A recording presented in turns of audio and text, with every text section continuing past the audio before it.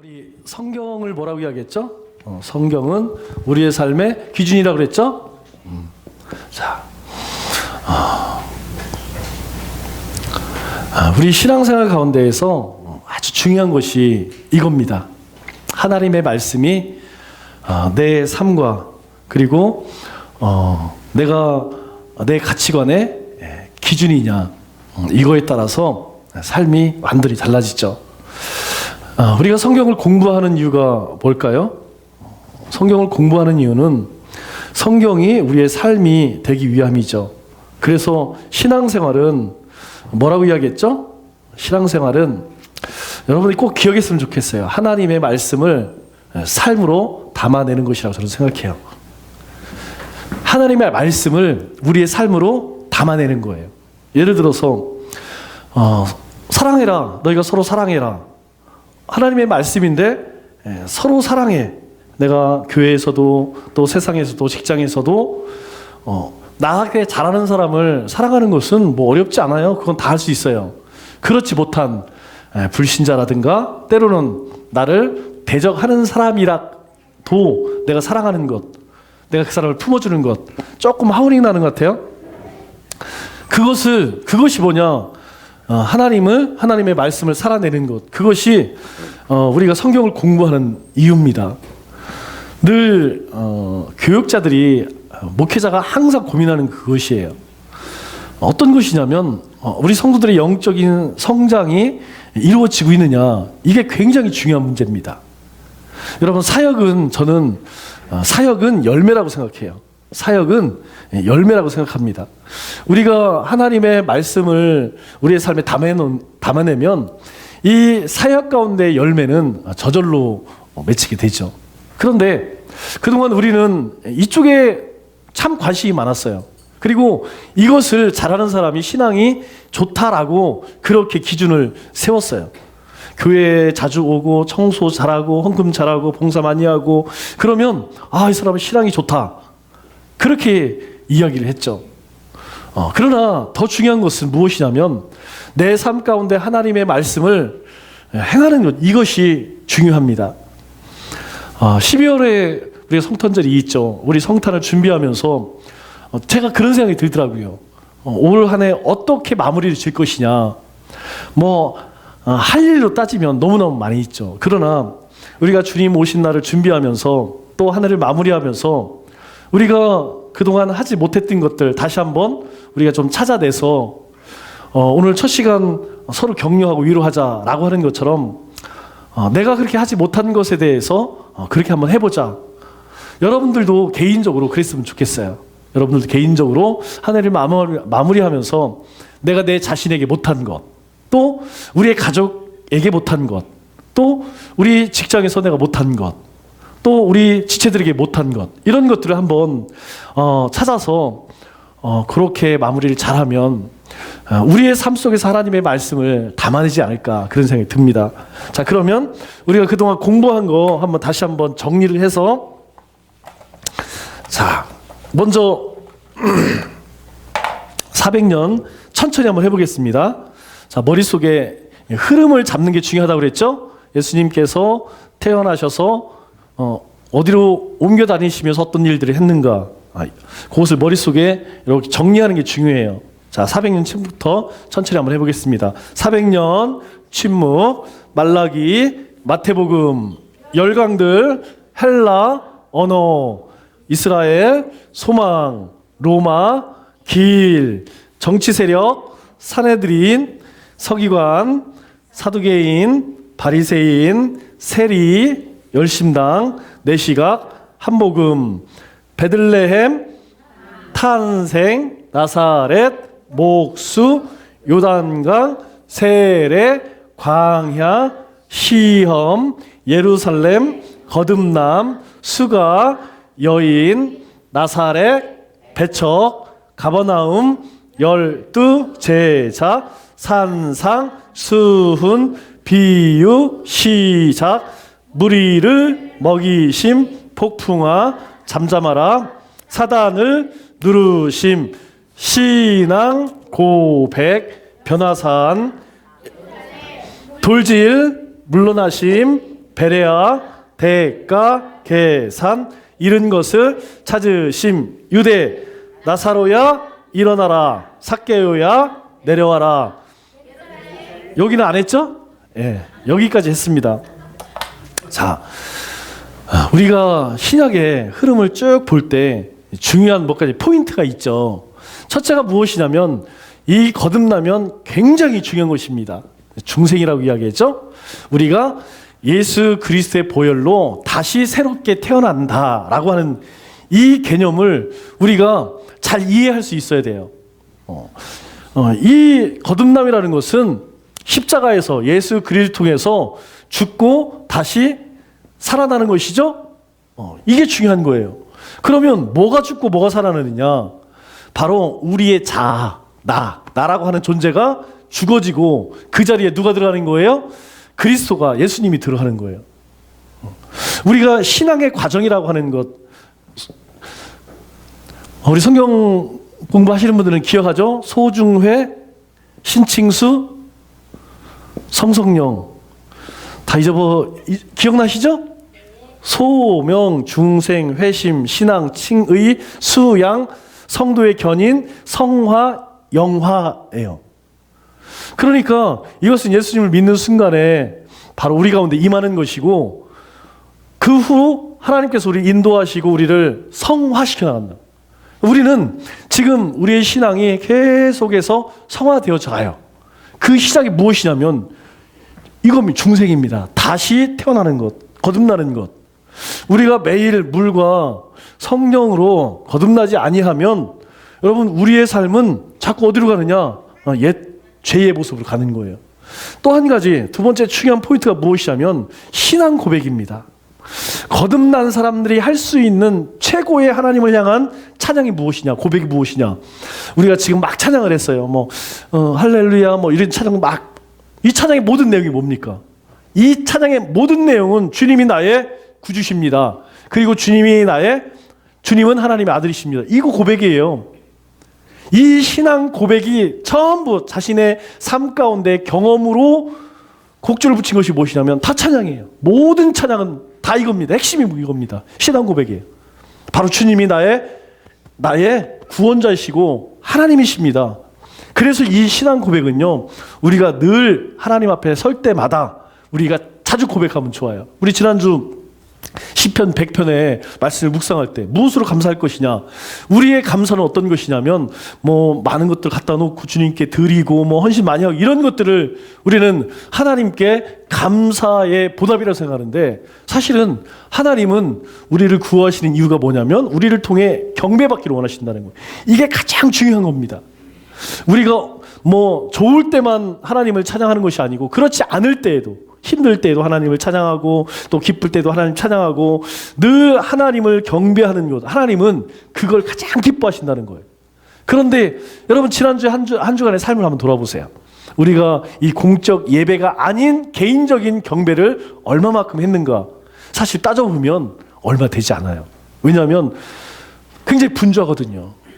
우리가 요게 매일매일 물과 성령으로 거듭나셔야 되는데, 어느 때는 거듭나고 어느 때는 안 거듭나고, 어떤 상황 때는 거듭난 것처럼 행동하고 어느 때는 안 거듭난 것처럼. 왜? 우리 안에 이 육신의 소욕이 자꾸 올라오는 거예요. 육신의 소욕이 막 올라와서 나를 지배해. 그렇기 때문에 우리가 이게 잘 안 되는 거예요. 그리고 또 하나는 아주 중요한 오늘 우리가 배울 내용에 이제 나오게 되죠. 자, 예수님께서 올라가시기 전에, 예루살렘에 올라가시기 전에 두 가지 큰 사건이 있다고 그랬죠. 나사로야 일어나라, 삭개오야 내려와라. 예수 그리스도를 만난 사람들 상징적으로 보여주시는 거예요. 예수님께서 마지막 십자가를 지시기 전에 올라가시면서 상징적으로 보여주는 것이 무엇이냐면, 예수님 만나면 생명을 얻는다는 거예요. 생명. 죽은 자도 생명이 얻는 거예요. 그래서 우리 교회 선언문 기억하세요? 남청주 교회는 예수 그리스도의 복음으로 생명력 넘치는 건강한 신앙 공동체를 이루어 이 나라와 이 민족 그리고 열방을 향해 복음을 전하는다. 이게 우리 교회 선언문이에요. 여러분들은 이제 가끔 들으시니까 잘 모르겠지만 저는 새벽에 기도할 때마다 첫 번째로 꼽는 게 이겁니다. 왜냐하면 내 안에 이 예수 그리스도의 생명이 없으면 여러분 오늘 하루를 어떻게 살아갈 거예요? 우리가 한 주간 어떻게 살아갈 거예요? 그래서 가장 먼저 하나님께 구하는 게 뭐냐면 주님의 복음으로 제 안에 주님의 생명력 넘치게 하옵소서. 주님의 생명력, 내 생명력이 아니라 내가 하려고 하는 이 힘이 아니라 하나님이 주신 그 생명을 가지고 그 생명력을 가지고 살게 하옵소서. 여러분 다른 사람은 다 구원하고 내가 정작 하나님의 은혜를 받지 못한다고 하면 그거보다 불행한 게 없죠. 첫째는 나예요. 내가 하나님 앞에 바로 서고 하나님 축복 누리는 것이 가장 중요하죠. 그 다음에 다른 사람이 그렇지 않겠어요?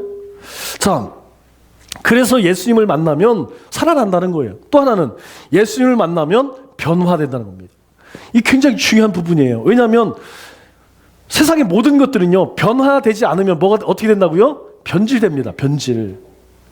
여러분 저는 홍어는 안 썩는 줄 알았어요. 그런데 며칠 전에 생생정보통이라고 7시인가 하는 거 보니까 이 홍어를 삭히는데 적당한 온도에 적당한 기간 그렇게 삭혀야지 그것이 맛이 있지. 그런데 그걸 잘못하면 썩는다고 하더라고요. 썩어. 나는 홍어는 안 썩는 줄 알았어요. 원래 홍어는 약간 시큼해야지 맛있다면서요. 그런데 우리의 신앙도 마찬가지라는 거예요. 예수님이 공급해 주신 은혜라는 게 있습니다. 주님께서 우리에게 주시는 은혜가 계속 공급이 안 되면 어떻게 되느냐? 변화가 되는 게 아니고 변질이 된다는 거예요. 이거 조심해야 돼. 우리 신앙생활 가운데 예수님 만나면 반드시 이루어지고 있는 두 가지 사실. 그래서 우리는 매일매일 변화가 되고 매일매일 우리 안에 생명이 넘치고 있어요. 그런데 예수님께서 예루살렘에 이제 올라가시죠? 자, 예루살렘에 예루살렘에 올라가세요. 예루살렘에 올라가는데 뭘 타고 올라가시죠? 나귀를 타고 올라가시죠? 나귀를 타고 올라가실 때 사람들이 뭐라고 불러요? 호산나 다윗의 자손 막 이렇게 만세를 부르죠. 자, 예수님께서 나귀를 타고 올라가시는 이유는 뭐라고 그랬죠? 이 나귀는 누가 타는 거예요? 왕이 탑니다. 왕이. 그러니까 왕은 백성들을 다스려라 해서 이스라엘 왕 세운 것이 아니고 너희가 왕처럼 하나님을 섬기고 왕이 백성들을 섬겨라. 그래서 상징적으로 왕이 타고 다니던 시찰 다닐 때 나귀를 타고 다녔어요. 왜 나귀는 하는 역할이 뭐냐면 짐. 제가 필리핀 단기 선교로 갔을 때에 오지마을 가잖아요. 오지마을 가면 새벽 4시에 출발을 해서 차를 타고 한 4시간, 5시간을 가요. 그리고 걸어서 한 7시간 걸어 들어가요. 사실 가서 사역하는 게 하나도 안 힘들어. 가서 풍선 불고 그려주고 찬양하고 율동하고 이런 것들은 재밌어요. 그런데 그 동네까지 가는 동안에 무지하게 힘들어요. 왜냐하면 차가 없으니까. 그런데 우리가 가면 선교 용품을 가져가잖아요. 그러신 분들이 있어요. 아유, 선교 용품을 필리핀 현지 가서 사지. 사면 돼요. 거기도 사탕이 있고 거기 다 있어요. 그런데 중요한 건 뭐냐면 메이드 인 코리아를 엄청 좋아한다는 거예요. 풍선도 필리핀 풍선하고 우리 풍선하고 완전히 틀립니다. 우리 풍선은 잘 안 터져요. 우리나라 거는 색깔도 되게 이뻐요. 그런데 거기 풍선을 쓰면 불다가 반은 터져. 그리고 색깔이 벌써 딱 보면 불량품까지 생겼어요. 그래도 그걸 좋아해. 그래서 사탕도 마찬가지예요. 사탕도 거기 팔죠. 그러나 한국 사탕은 틀려요. 한국 사탕은 맛도 틀리고 색깔도 틀리고 모양이 틀려 벌써. 거기 딱 보면 문방구에서 파는 불량품처럼 생겼는데 우리나라 건 틀려요. 그래서 여기 갈 때에 다 바리바리 싸갑니다. 하다못해 염색하는 약 있죠? 염색하는 약까지도 다 싸가요. 그러니 짐이 얼마나 많겠어요. 한 번 모임을 하면 보통 오전 오후 2번 하면 한 번 모일 때에 한 300에서 500명 정도 모입니다. 엄청 많이 모이는 거죠. 그 물품들을 다 가지고 그 7시간 8시간을 어떻게 걸어가요. 그러니까 뭘 쓰냐면 나귀를 써요. 나귀. 그런데 이 나귀가요 여러분 엄청납니다. 실제로 보신 분들은 양쪽에다 짐을 막 어마어마하게 실으는데 산 있죠, 산. 그 가파른 산을 나귀들이 그걸 싣고 올라가. 더 놀라운 거는요, 거기에 주인이 타고 올라가. 여러분, 올라가는 것뿐만 아니라 내리막은 막 이렇잖아요. 뭐 오지에 들어가면 산 넘고 물 넘고 막 엄청. 그런데 그런 길도 우리 옛날 산길 있죠. 한 사람 이렇게 다니는 길, 그 정도밖에 되지 않아요. 그런데 그 길을 이 나귀가 짐을 싣고 올라간다니까요. 그래서 우리가 실제로 나귀가 짐을 싣고 올라가 보면 그냥 입이 딱 벌어져요. 대단합니다. 이 짐을 실어 나르는 그 양이 엄청나요. 그래서 예수님께서 올라가실 때에 나귀를 타고 올라가셨다. 왜요? 이제 예수님께서 이 땅에 오신 목적을 보여주시는 거예요. 예수님께서 결국에는 이 모든 세계의 왕이 되셔서 다스릴 분이라는 걸 보여주시죠. 그것이 어디에서 보여주시냐면 여러분 요즘 우리가 묵상하고 있는 계시록에서 지금 보여주고 있잖아요.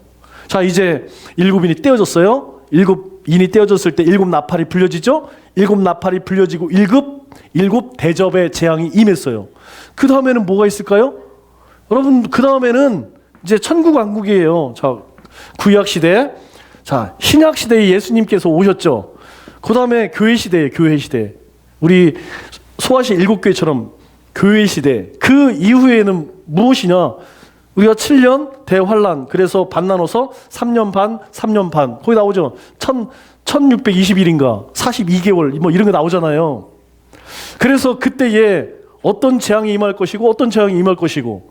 그래서 아마 오늘, 내일 본문에는 이제 하나님의 택한 백성 14만 4천이라고 이야기하죠. 저희가 신천지가 그러잖아요. 14만 4천, 2016년도인가 그때에 14만 4천이 찼어요. 성도가, 교인 수가. 그런데 또 바꿨더라고. 이제 14만 4천에서 또 바꿨어. 뭘로 바꿨어? 원래 14만 4천 되면 하나님의 나라가 임한다고 매일 그렇게 떠들었는데 임하니까 또 딴소리 하더라고. 교주가 죽으니까 이거 하나님이 엄마만, 아버지만 있느냐? 하나님 엄마도 만들자. 그래서 저기 안산홍은 하나님 아버지가 아니에요? 거기는 하나님 엄마예요. 자, 그 다음에 요 시대가 지나고 나면 이제 하나님의 1차 심판이죠. 이 심판이 임해서 14만 4천 구원받은 백성들. 그 다음에 뭐냐면 천년왕국이에요. 천년왕국 다음에 이제 영원, 산자와 죽은 자가 다 일어나 심판받는 천년 후에. 지금 우리는 아마 요쯤에 어느 때인지 몰라요. 그러나 요쯤이에요. 요쯤 어디에서 이제 성경에서 보여주고 있는 그런 천재지변들, 그리고 인재들, 그리고 세상이 흘러가는 가치와 문화를 통하여서 우리가 시대를 읽어내는 것이 분별력이라고 이야기하죠. 그러나 궁극적으로는요, 이것이 현재성을 갖고 있다는 거예요. 지금 내가 사는 이 시대라는 거, 이게 중요합니다. 계시록에서 이야기하는 핵심이 무엇입니까? 이거잖아요. 주님께서 마지막에는 다 심판하시겠다는 거예요. 우리가 책으로만 읽어도 여러분 무시무시하잖아요. 뭐가 무심해요? 바다에서 올라온 짐승과 땅에서 올라온 짐승, 막 머리가 7개, 뿔이 12개. 한번 상상을 해보세요. 근데 그 위에 음녀가 타고 있어. 그거에 절을 하지 않고 섬기지 않으면 다 죽임을 당해. 그런데 그 불같은 시험을 이겨내야 구원을 받아. 우리는 이 시험을 이기기 전에 어떻게 돼요? 하나님의 부름을 받아야 되죠. 들림 받아야 되죠. 공중 들림 받아야겠죠. 굳이 이런 곳 겪어서 그렇게 할 필요가 없겠잖아. 그럼 한번 생각해 보세요. 만일 내일이라 할게요. 내일 우리 성경에서는 얘기하고 휴가라는 얘기는 없어요. 그러나 둘이 호미를 매다가 하나는 들림을 받고 이런 얘기는 있죠. 자, 만일 내일 휴가가 일어났어. 아니 오늘 저녁에 휴가가 일어났다고 할게요. 그런데 휴가가 오늘 저녁에 일어났어. 나는 어떨 것 같아요? 여러분 개개인은 나는 어떻게 들림을 받을 것 같아요? 아니면 남을 것 같아요? 여러분 이런 생각을 하면 굉장히 두려움이 있잖아요. 그죠? 굉장히 두려움이 있어요. 그런데 우리가 두려워할 필요가 없는 것이 무엇이냐면 이거 주님이 세상의 왕으로 오셨기 때문에 그 주님을 통한 하나님의 백성들, 이 14만 4천은 절대로 하나님이 버리지 않는데요. 왜? 그들은 하나님께서 인쳤다라고 해요. 인쳤다. 여러분 인칭이 뭐예요? 도장 찍는 게 인쳤다고 하는 거죠. 도장 찍잖아요. 도장. 우리가 계약서 쓰고 도장 찍잖아요. 하나님이 하나님의 백성들에게 뭘 찍어요? 여기다가 하나님의 도장을 찍는다니까. 그런데 그렇지 않은 짐승을 섬기는 우상 숭배하는 자들은 뭘 여기다 새겨요? 666이잖아. 666. 아마 성경을 읽으면서 궁금하신 분이 있겠어요. 왜 하필이면 팔뚝에다 새기지 이마에다 새길까? 여러분들이 구약 성경을 읽고 계시니까 구약 성경을 읽으시면서 유심히 보았던 분들은 기억이 날 거예요. 신명기에 보면 성경을 너희가 어떻게 읽으라고 이야기하냐면 손목에 그리고 문설주에 이마에 하나님의 말씀을 새겨라라고 이야기합니다. 하나님의 말씀이 새겼다는 건 뭐냐면 하나님의 인치심을 이야기하는 거예요. 하나님의 백성을 의미합니다. 그래서 여기에다가 666 하는 거예요. 그래서 새벽에도 제가 이야기했죠. 하나님이 첫째, 둘째, 셋째 날 만들고 마지막 사람을 만들었죠. 6일째 만들어서 6일째. 7은 안식입니다. 그래서 7을 완전 숫자라고 이야기하는 거예요. 그날은 하나님과 하나님이 행하신 일을 기억하는 거예요. 6일은 뭐냐? 사람 만드셨어요. 그런데 666이 붙었어요. 여러분 사람을 상징한 6이 3개 붙었으면 이건 완전한 인본주의를 이야기하죠. 사람이 하나님이란 얘기예요. 그러니까 여기다가 나중에 여러분들 뭐 바코드를 새기고 뭐 베리칩을 넣고 이런 거하고 666은 상관이 있어요 없어요? 그런 걸 가지고 여러분을 현혹하고 뭐가 됩니다 안 됩니다 그런 거면 그냥 99.9%가 그냥 저기 사입이다 이렇게 생각하시면 돼. 그거 얘기하는 게 아니에요. 이것은 무엇을 이야기하냐면 하나님의 가치와 반하는 하나님과 반대되는 하나님을 대립하는 모든 사상, 모든 가치, 모든 모임 이걸 얘기하는 거예요. 그것을 한마디로 뭐라고 하냐면 적 그리스도라고 이야기하죠. 적 그리스도. 하나님을 대적하는 세력. 그러니까 666을 이마에 새겼다 이 얘기는 뭐냐면 세상에 하나님이 기뻐하지 않는 것을 추종하고 따르고 그것을 기쁨으로 여겨 사는 것 그것을 666 인맞았다고 이야기하는 거예요. 그러니까 나는 뭐 여기 666 안 새겼으니까 난 상관없지가 아니에요. 666 인침을 받았다는 얘기는 뭐냐면 내 마음이 하나님께 가 있지 않고 세상 사람들이 추구하는 그걸 쫓아가는 거예요. 부귀 영화 권세 이 세상에서 그것을 기쁨으로 누리고 살아가는 것 그 모든 행위가 뭐냐면 666 인침을 받았다는 거예요. 그래서 이 계시록의 말씀이 지금 현재성을 갖고 있다는 거예요. 그러나 우리는 이미 예수 그리스도의 인침을 받았어요. 어떻게 할 수 있어요? 아까 이야기했잖아요. 우리는 물과 성령으로 거듭났고 우리는 그 증거로 주는 그리스도시요 살아계신 하나님의 아들입니다라는 믿음의 고백을 했어요. 그것을 뭐라고 얘기했어요? 내적 증거라고 이야기했죠. 왕으로 오셨어. 그래서 사람들이요 뭐라고 불렀냐면 호산나 우리를 구원하실 자 우리를 구원할 자라는 뜻이죠. 호산나 다윗의 자손이요 다손의 당신이 우리를 구원할 자입니다. 예루살렘에 올라갈 때 사람들이 옷을 벗어 던지고 종려나무 가지를 꺾어서 예수님 가시는 길에 다 깔았죠. 그런데 그들의 모습은 뭐였냐면 666이었다니까. 누가 그랬냐면 언약 백성인 이스라엘 백성들이 그랬어요. 왜 그랬느냐? 예수님께서 올라가셔서 제일 먼저 어디 가요? 성전에 가보니까 성전에서 무엇을 하고 있냐면 강도짓을 하고 있더라. 당시 문화로는요 그게 잘못된 게 아니었어요. 왜? 이 성전 앞에서 제물을 드리기 위해서 제물을 드리려면 성전세를 내고 제물을 드려야 되잖아요. 지금은 우리가 예수님 이름으로 예배를 드려요. 찬양을 합니다. 기도합니다. 그러나 이때에는 하나님의 전에 그냥 나갈 수가 없어요. 성전세라는 것을 만들어서 성전세를 내야만 들어갈 수 있고 제물을 가지고 들어간다. 그냥 지금처럼 그냥 맨입으로 와서 안 된다니까. 그때는 소나 양이나 염소나 그것도 없으면 비둘기 그것도 없으면 곡식이라도 가지고 가서 하나님 앞에 제사를 드릴 수 있지 그냥 못해. 왜 그럽니까? 바로 그게 하나님의 법이요. 하나님이 그렇게 이스라엘 백성들의 법을 주셨어. 자, 그래서 그 하나님께 드릴 때에 다른 로마 돈을 드릴 수 있어요? 왜 로마 돈은 히브리 이스라엘 돈은 받으시고 왜 로마나 다른 나라 돈을 안 받느냐? 중요한 이유가 있어요. 우리나라 500원짜리 동전에 뭐가 있어요? 학이 있죠? 그리고 100원짜리는 이순신 장군이 있고 뭐 있잖아요. 그렇게 이 당시에 로마의 돈이나 뭐 헬라의 돈이라는 뭐가 있었을까요? 황제가 거기다 자기 얼굴 딱 박아놓고 그걸로 통용을 했다고. 왜요? 가이샤라고 그러죠. 가이샤가 뭐냐면 황제 신이요, 신. 그래서 가이샤라 빌립보라고 이야기하죠. 두로 밑에 시돈 바로 위에. 그게 뭐냐면 여러분 나중에 우리 성지순례 가면 정말 깜짝 놀랄 겁니다. 로마의 그 건축물이요, 이스라엘에 그대로 만들어졌다니까. 어느 정도 만들었냐면 해변입니다. 바닷가에 거기가 지중해 해안인데 그 해안에다가 그 수로 있죠. 수로 원형 경기장 그리고 관공서를 로마하고 똑같이 만들었어요. 왜? 이 도시는 빌립보 황제에게 드리는 도시다. 그래서 그렇게 도시를 만들어 놓고 황제에게 바친다 그래서 동네 이름을 가이샤라 빌립보라고 하는 거예요.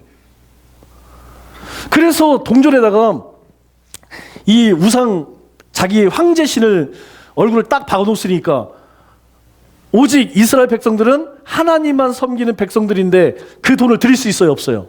못 드려요. 그래서 그 돈을 이스라엘 돈으로 환전을 합니다. 환전.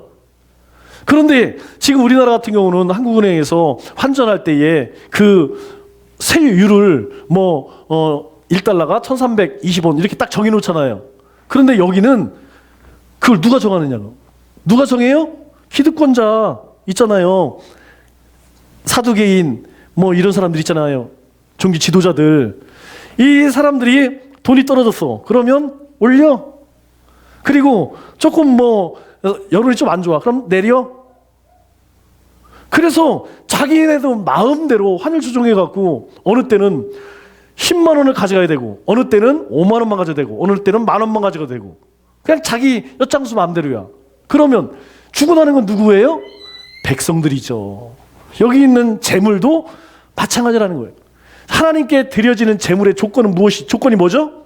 우리 지난번에 공부했잖아요. 조건은 하나입니다. 흠이 있으면 돼요, 안 돼요? 없어요. 안 돼요. 하나님께 드려지는 것은 완전한 것, 온전한 걸 드려야 됩니다. 그래서 흠이 있으면 병이 걸렸다든가 전박이가 있다든가 아니 절거나 아니면 어떤 문제가 있어? 그러면 눈이 눈병이 걸렸어? 아니면 어떤 병이 있어? 안 됩니다. 그런데 문제는 무엇이냐면 이스라엘이 예루살렘인데 이 먼 동네에서 끌고 올라오면 어떻게 하냐면 이 마차에다 싣고 와야 된다니까. 하나님께 드릴 거는. 그렇게 데리고 와도 애가 중간에 병이 나서 못 드려요. 그래서 성전 입구에서 재물을 사서 하나님께 드리는 거예요. 근데 문제는 무엇이냐면 먼저 온 사람들은 이 재물을 살 때에 원래 가격이 염소가 30만 원인데 50만 원 내세요. 50만 원을 내더라도 안 살 수가 없다니까요. 더 문제는 무엇이냐면 그게 온전한 흠이 없는 게 아니야. 흠이 있어. 그런데도 불구하고 다른 데서 구할 수가 없으니까. 왜? 그 종교 지도자들이 매점 매석을 하니까 딴 데 가서 사오는 건 쳐주지도 않아요. 그래? 비싼데 시장 가서 사와야지. 그러면 그거를 인정을 안 해준다니까.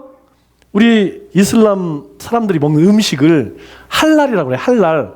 할랄이 뭐예요? 이슬람 종교 제사장이 직접 도축을 하는 것을 감독을 하고 인정을 해줘야 돼.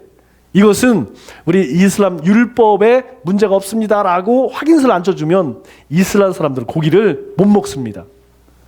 우리나라에도 있어요. 여러분 지금 이슬람이 우리나라에서 얼마나 성장하고 있는지 아시죠?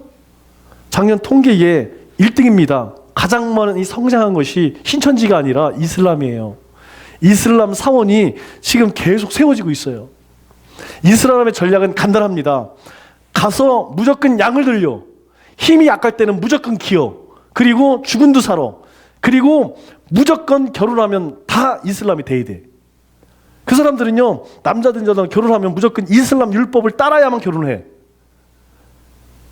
그러니까 그 사람들이 힘이 없을 때는요, 그냥 죽었다라고 해. 그러나 힘이 생기면 달라집니다.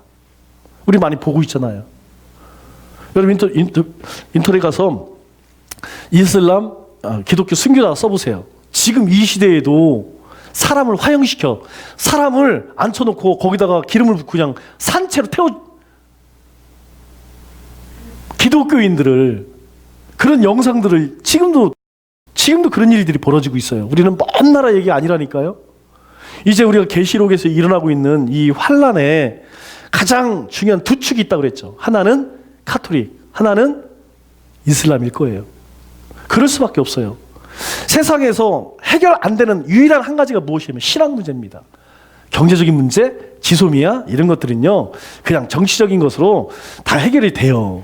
그러나 그걸로 해결이 안 되는 게 뭐냐면 종교 문제, 신앙 문제입니다. 여러분 여기 계신 여러분들에게 당신 예수 부인 안 하면 죽어. 그러면 여러분 부인할 거예요? 여러분 지금 우리에게 예수 부인 안 하면 이 자리에서 죽어. 여기서 그럼 나 예수 안 믿겠습니다. 이런 사람 계세요? 우린 죽으면 죽었지. 그건 안 되잖아요. 다른 거는 우리가 뭐 용납을 한다 할지라도 뭐 교회를 폐쇄시키고 뭐 별거 다 한다 할지라도 예수를 부인을 못 한다니까요. 다른 거는 우리가 한다고 해도 그건 못 한다니까. 그죠? 그러나 그 시대가 올 거예요. 우리 엊그저께 계시록 보니까 그때에 매매를 못 한대. 매매를 못 하는 게 뭐예요? 경제활동을 못 한다는 거예요. 어디 취직하지도 못하고 어디가 물건을 사지 못하고 그러면 그냥 산채로 죽는 거지 뭐 어떻게 해요? 그런 시대가 이제 곧 우리 가운데에 온대요. 조건은 다 돼 있습니다.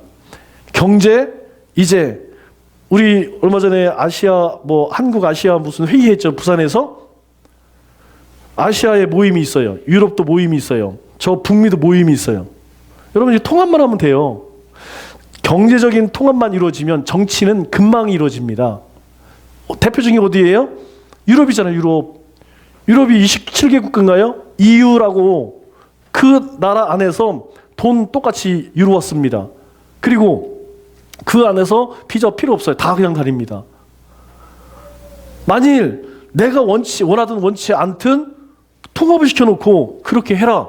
이제 너희들은 그렇게 공적으로 성경 전하지 마라. 예배하지 마라. 여러분 중국 보세요. 지금 난리도 아닙니다. 제가 오늘 다음 주나 다다음 주쯤에 볼 텐데 그냥 교회 도시 한가운데 있어요. 우리처럼 산남동 한가운데 있는 교회에 십자가에 그냥 불질러 버려. 그냥 공안들이 와서 그냥 불질러 버리는 거예요. 예배를 드리고 있는데 포코린이 와서 안에 예배를 드리고 있어요. 교회를 그냥 무너뜨려.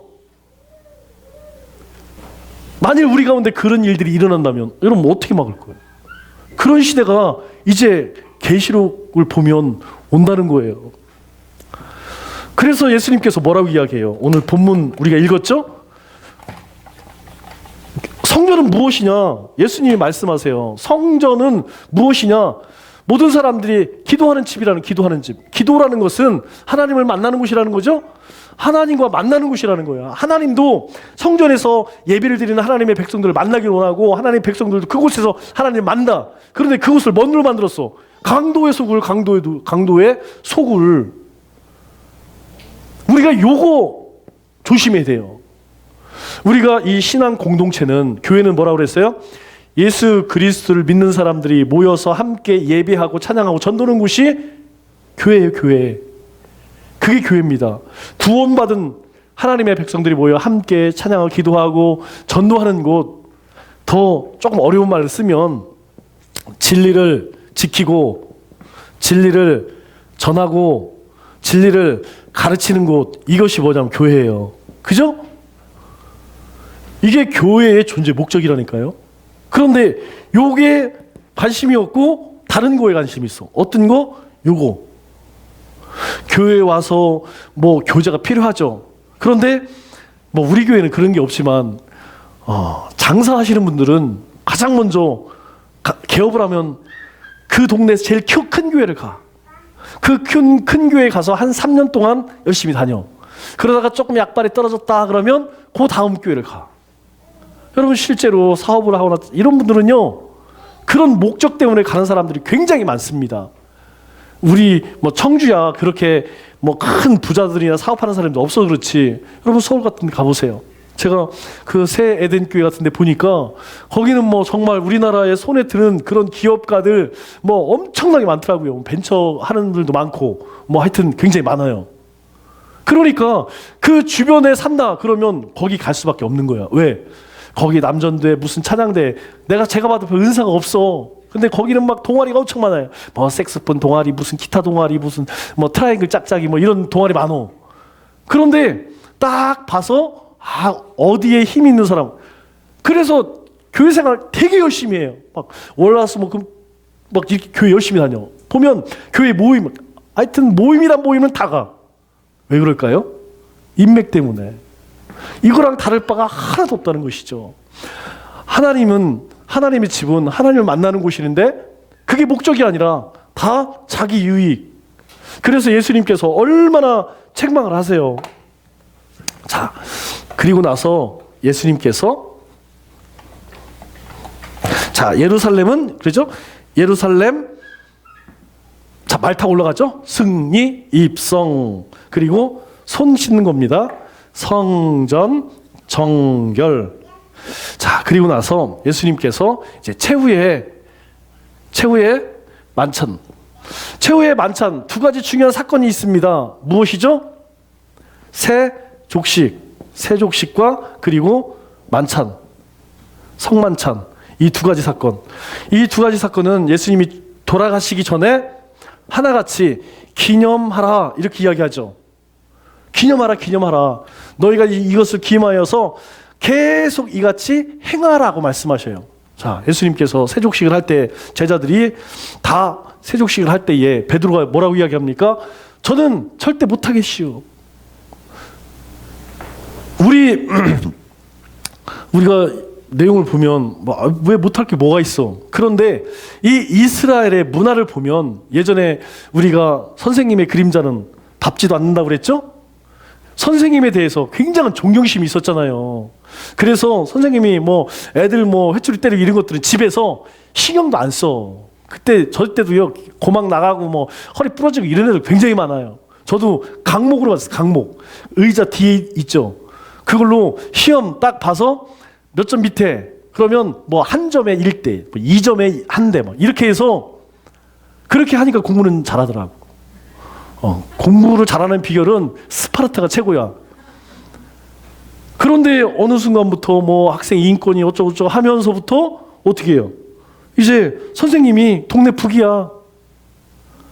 여러분, 선생님의 가르침이 단순히 지식인가요? 아니잖아요. 선생이라고 하는 의미가 뭐예요? 먼저 나왔다라는 거예요. 먼저 인생을 배웠다는 거 아니에요.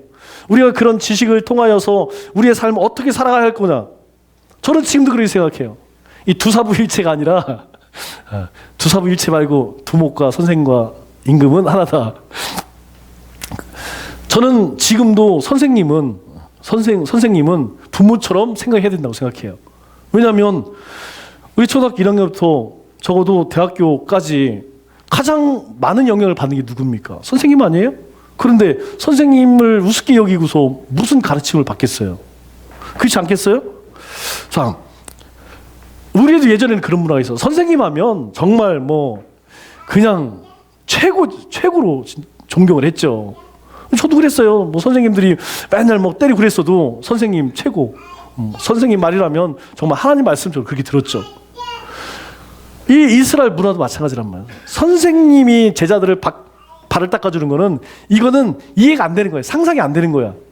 그런데 예수님께서 제자들의 발을 씻겨줄 때 베드로가 안 됩니다. 저는 절대로 못해요. 그래? 그럼 너하고 나하고 상관이 없어. 베드로가 깜짝 놀라죠. 아니, 우리 같이 지낸 세월이 얼만데 제자인 내가 어떻게 선생님부터 발을 이거는 저는 감당이 안 됩니다. 저는 그래. 그런데 예수님 뭐라고 하냐면 그럼 너하고 나하고 상관없어 라고 얘기해요. 그때 베드로가 깜짝 놀라. 그러면 저는요 머리부터 발끝까지 목욕을 시켜주세요. 이미 씻은 자는 발만 씻어도 돼.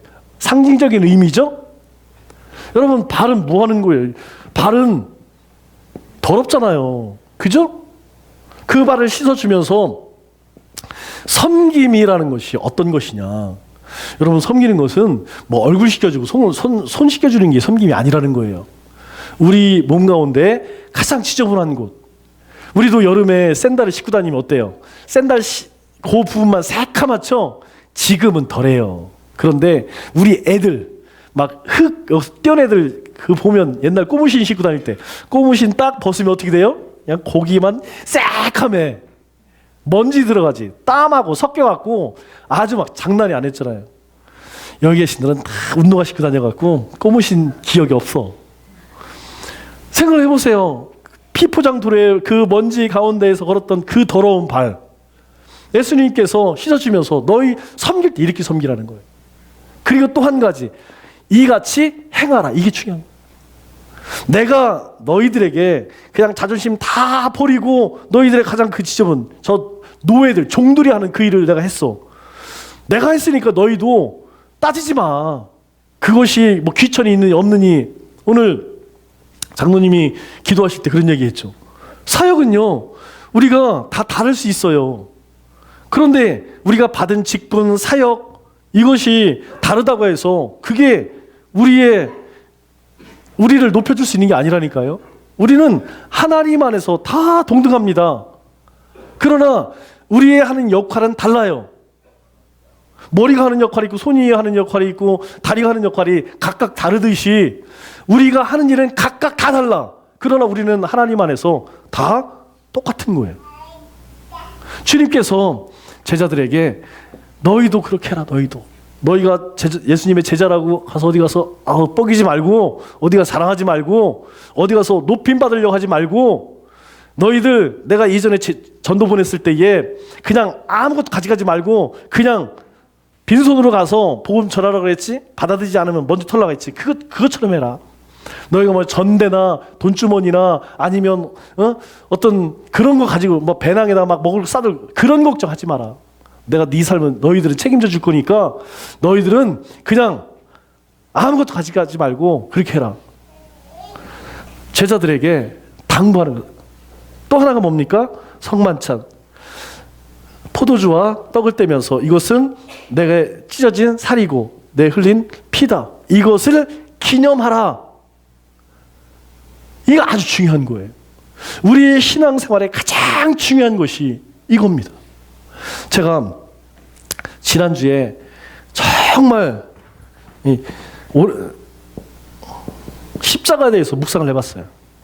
과연 십자가, 복음, 그리고 감사가 도대체 무엇인가? 여러분 한번 생각해 보세요. 주님께서 십자가에서 죽으실 이유가 있나요? 하나님이신데. 그런데 도대체 왜 예수님께서는 우리를 위해 십자가에 죽으셨을까? 왜? 도대체 얼만큼 사랑하면 그렇게 할 수 있을까? 여러분들이 한번 그 범위를 한번 만들어 보세요. 내가 누구를 위해서 십자가를 위해 죽을까? 자, 우리 남편, 아내, 한 사람, 여기 보니까 한 사람은 할 것 같아. 자식, 친구, 직장. 여러분들이 한번 쭉 세워보세요. 아마 첫 번째로는 자식을 위해서 십자가는 질 것 같아. 만일 우리 아이들 때문에 내가 십자가를 져야 된다면 할 것 같아. 그러나 우리 박영숙 사모는 좀 금식을 좀 해야 될 것 같아. 우리 황교안 저기처럼 한 7일 정도 기도하고 이제 그때 응답이 되면 그러고 그 나머지는 사실 좀 생각하기도 좀 그래요. 아니 내가 장로님을 위해서 뭐 십자가를 장로님이 그냥 가시면 되지 뭐. 그렇지 않아요? 여러분 우리가 만일 이게 내 지금 눈앞으로 온다고 하면 우리 가족들을 위해서는 혹 할지 몰라. 정말 사랑하면 가족들을 위해 하겠죠. 뭐 아내나 자녀들을 위해서는 하겠지만 그 외에는 남이잖아, 남. 그 사람을 위해서 여러분 누가 하겠어요? 저도 잘 못할 것 같아. 만일 우리 성도를 위해 한다고 하면 나에게 준 사명이 있고 직분이 있으니까 우리 성도를 위해서는 뭐 질 수는 있겠지. 그런데요, 나하고 상관없는 사람을 위해서 택도 없죠. 아니 지나가는 사람, 나 상관없는 사람을 위해서 내가 왜 죽어야 되는데? 예수님을 한번 생각해 보세요. 도대체 예수님이 나하고 무슨 상관이 있기에 하셨는가? 제가 너무나 그동안 은혜 감사 이야기했지만 진짜가 아니었구나. 입에 발린 얘기했지 정말 하나님의 은혜 깊게 묵상하지도 않고 그거에 감격해보지도 않고 그렇게 했구나. 막 그런 생각들이 엄청나게 많이 생기더라고요. 주님께서 이 만찬을 할 때도 제자들이요 아무도 몰랐어요.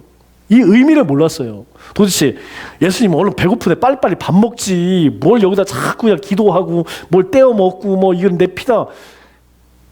여러분 제자들 입장에서는 그렇지 않겠어요? 내용도 모르니까 왜 저렇게 하는지 모르니까 예수님이 하는 일들이 이해가 안 되는 거예요. 그러나 예수님이 나중에 십자가에서 돌아가시고 부활하셨을 때 그때 그렇구나.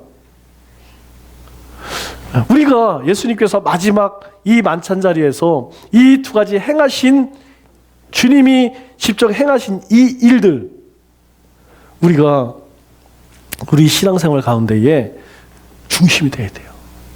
저는 그렇게 생각해요. 이 주님께서 우리를 위해서 하신 이 두 가지는 우리 신앙생활 가운데 아까 말씀드렸죠? 거듭나고 고백이 있다면 우리 가운데 세 번째로 뭐가 있어야 되느냐? 바로 이 기념에 행하는 이게 있어야 돼요. 왜 전도합니까? 스티그마라고 하죠? 스티그마라고 이야기하죠. 왜 우리가 주님께서 섬기시고 보여주신 이것을 행해야 되느냐? 그게요, 바로 십자가의 흔적이라는 거예요. 우리 가운데에 내가 하나님의 자녀라고 하는 증거라는 거예요, 증거. 우리가 하나님의 자녀입니다, 하나님의 자녀입니다. 그래서 하나님의 자녀가 되는 것이 아니고 우리가 주님이 행하신 것처럼 그렇게 섬김과 그 십자가에서의 그 사랑과 희생을 우리가 기념에 행할 때 우리 가운데에 그리스도의 영광이 드러나는 것이고 예수님을 영화롭게 하는 것이라는 거예요. 저는 여러분들이 성경을 읽거나 묵상하거나 또는 성경 공부를 통하여서 머리만 커지는 것이 아니고 우리의 신앙이 더 깊어졌으면 좋겠어요. 더 깊이 복음 안으로, 더 깊이 예수님 안으로, 더 깊이 십자가 안으로 들어가서 우리가 매일매일 그렇게 거듭남의 삶, 고백되는 삶, 기념되는 삶, 그런 삶을 사는 우리 믿음의 권속들 되시기를 주님의 이름으로 축원합니다.